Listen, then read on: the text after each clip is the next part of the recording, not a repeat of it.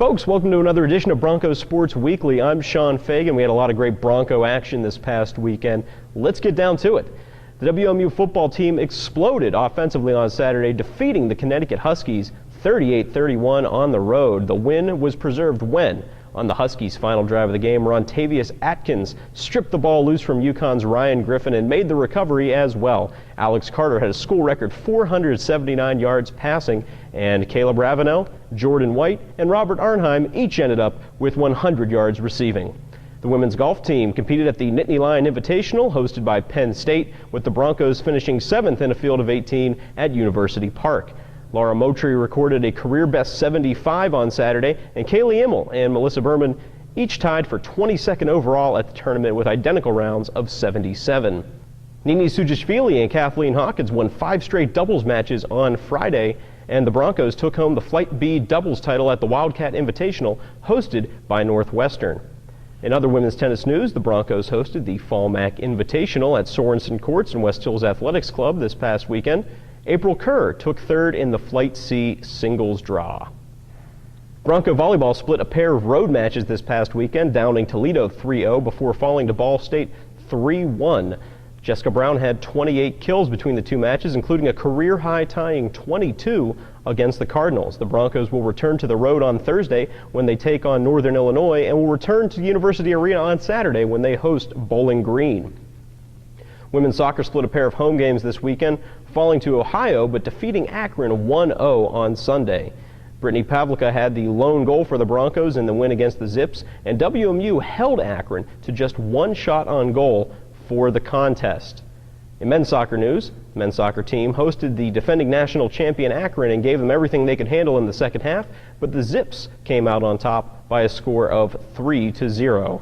Men's tennis on the road at the Stan Droback Invitational hosted by Michigan State, and the Broncos came up big in East Lansing.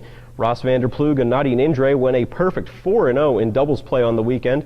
Indre would go on to defeat Michigan State's Dennis Bogota for his team-leading 10th singles victory of the season. Zayed Montasser also with a strong weekend for the Broncos. And finally, men's hockey in their final preseason tune-up before the start of the regular season this week defeated the Toronto Varsity Blues 7-2 at LC Walker Arena in Muskegon. Women's soccer hosting Ohio at the WMU Soccer Complex. The Broncos in the first half were buzzing like bees around a hive. Nicolette Rivera and Megan Putnam robbed at the doorstep, and then a little bit later Nicole Hatcliffe robbed on the header. The Broncos would go into halftime scoreless. Tied at 0-0 now into the second half. Anina Cicerone at the top of the box jacks it top shelf. The Broncos lead by a score of 1-0. They would look for that insurance goal later in the second half. They were not able to get it, although they had their chances. This one again at the doorstep. The Ohio goaltender getting a workout. The Broncos would ultimately fall 2-1 in overtime. Bronco men's soccer hosting the defending national champion Akron at the WMU Soccer Complex on Saturday. The Broncos would fall behind 3-0 in the first half. The high-powered Zips offense giving them a lot, but the Bronco defense stood tall in the second half. Matt Morrell made 3 saves in holding the Zips scoreless in the second half. Late in the contest, Darren Jones with the free kick just hit the crossbar. Bronco offense could not get anything going. They fell 3-0. WMU women's tennis was at home this past weekend, hosting the 2011 Fall Mac Invitational at West Hills Athletics Club and Sorensen Courts. The first home competition of the year for the Broncos, who have high expectations entering 2011-12. Miloslava Shestova went 2-1 on the final day, including a singles win and a doubles win, and April Kerr took 3rd place in the Flight C singles competition. Bronco football looking for the first ever program win against a Big East opponent on the road at UConn. Broncos would break the scoreless tie in the second quarter. Jordan White carries the entire UConn student body into the end zone. The Broncos lead by a score of 7-0. Alex Carter would have 479 yards passing on that day, a school record, but no catch prettier than this one from Robert Arnheim, reaching out with one hand, sticks it, and the Broncos would go into the half with the lead. Score tied 24-24 now in the fourth quarter. Carter rolls out to his right. He's going to find Caleb Ravenel, one of 5 touchdown passes for Carter in the game. Broncos would win 38-31. Women's soccer would cap off the weekend looking for a win. Caitlin Henderson in the 27th minute launches the corner kick. Brittany Pavlica there to pick up the loose change. Ball bounces into the net. Broncos lead 1-0. Later in the first half, Anina Cicerone would just miss on this opportunity to give the Broncos a 2-goal lead.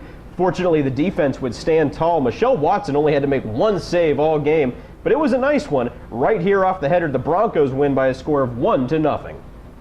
Well, it's homecoming weekend here in Kalamazoo, and who better to talk to than WMU Athletics Director of Athletics Marketing, Elaine Russell. Elaine, I think this might be the first time in the short history of Bronco Sports Weekly that I've talked to somebody that was in a college athletics Hall of Fame. Yes. Transylvania College, big deal. Transylvania University. Transylvania University, Let's I'm get sorry. it correct. Ooh. If we're going to talk about Transylvania. Okay, well, I'm sorry that I That's okay. messed up your alma mater. That's all right. Before we talk about the specifics of homecoming this Okay. weekend, let's take a look at just primarily what you do in terms of athletics marketing. What is your aim? Primary goal is to generate interest in all of our sports, and then out in the community to market the teams out into the community, Kalamazoo, Portage area, but then also create an environment once people get to the game that makes them want to return. So it's kind of has a dual purpose. So you're talking about games to people, telling when they are, make sure people know what time, how to get tickets, that type of thing, but then you're creating this atmosphere, you're writing scripts, you're doing music, you're coming up with in-game promotions, and you need to coordinate and execute all those at the end of it. I've been here just for a very short time now, and so I've really just recently gotten the chance to see firsthand how some of these changes are. And I have to say the marketing department does a great job at Thanks. football, basketball, and volleyball. I really like the family night promotion, the dollar dogs, dollar Yep. admission, etc. Yeah, we started that last year, Friday night, family night. Volleyball always plays, for the most part, every Friday and Saturday when they're home, back-to-back nights in their conference seasons. And so we came up with this promotion, Friday night, family night, about 4 games a year, $1 admission, $1 hot dog, $1 program, or $1 popcorn, and it just kind of took off last year. And so we brought it back this year, and we've already seen some great success with it. And working at football, I kind of wish I was a student again. All this great stuff you guys give away I at these know, football games is crazy. It is. Students can win a lot of cash at games. They have the opportunity to sit on the Walmart deck. That's a huge promotion that's been going on for several years now, and students love it. We pick 7 students to sit on the deck, and they get to bring 3 friends, so it's a total of 28 people. They get food all game long. My staff cooks it for them, and they get the best seats in the house, in my opinion. And then every time we have first down, if you've seen us play, we like to score a lot and throw a lot, and there's a lot of first downs. So every time we have first down, someone wins a gift card from Walmart, and we can give away a couple $100 every game, and students love that. Yeah, especially the way the offense has been playing this Yes, year. yeah, we've been putting up some points, so. Are there any challenges in working with the Kalamazoo community in the sense that we are kind of in this area where we're surrounded by Michigan, Michigan State, Right. and Notre Dame? Yeah, and not only other colleges, but Michigan has so much to offer from a tourist perspective. Let's face it, the disposable income is decreasing, but everybody has it. They want to spend it. They want to go out. They want to go to the movies. They want to be entertained. They have that entertainment dollar.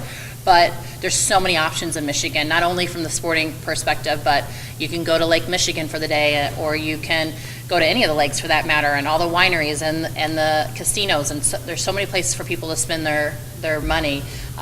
Making them want to come spend it with us at Western Michigan in our athletic department is definitely a challenge. And definitely a commercial revival in Kalamazoo as well. Oh, absolutely. Lots of new businesses, shops, restaurants, theaters, etc. Yeah, there's a lot going on, and this is, not only do we have a lot of sports, but it's also a huge art community too. So the people have a lot of choices of how to spend their dollar, and that since that dollar has decreased a lot over the last couple of years, you need to make sure that when they do invest in your product, that it's something they want to continue to come back and see. Yeah, and all that said, though, the fans here at Western Michigan, especially the students, are fantastic. Yeah, they that's really come out and awesome. support. They do. I always say that this has been a community that just really rallies around their sports teams. They know their sports. They're educated. They know who's playing what, who's playing well, who's not playing well, what their stats are. You could go out to eat, and they would know who our coaches are, and if our coaches are out, they go up and talk to them, and they are sport fanatics. They're not just fans of the Broncos, but they love their teams.